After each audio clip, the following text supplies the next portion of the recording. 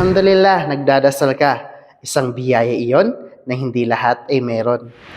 Pero, naisip mo ba na may mas maganda pa pala? Sabi ng Allah subhanahu wa ta'ala, وَأَقِيمُوا الصَّلَاةَ وَآتُوا الزَّكَاةَ وَارْكَعُوا مَعَ الرَّاكِعِينَ.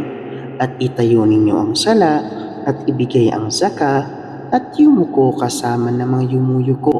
Ang talatang ito ay hindi lamang utos na magsagawa ng sala at magbigay ng zaka, kundi binibigyan din ang kahalagahan ng salatul jamaa, ang pagdarasal ng magkakasama na nagpapakita ng Islam ay hindi lang personal na pagsamba, kundi may aspeto ng pagkakaisa at kapatiran.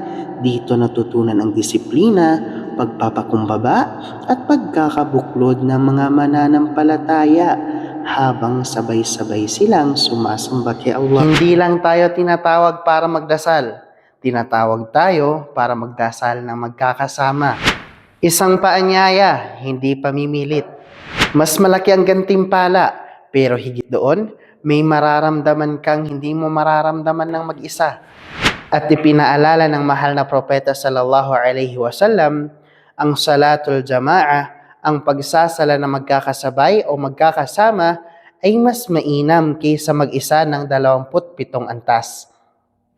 Sa bawat takbir, hindi lang ikaw ang lumalapit sa Allah, may mga puso ring lumalapit na kasama mo. At minsan, iyon ang kulang sa atin, hindi ang sala, kundi ang sama-sama.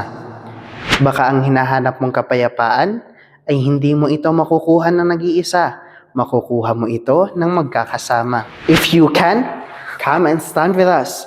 You might find what your heart has been missing. There is peace in standing together. And always remember, don't pray alone when you were meant to stand together.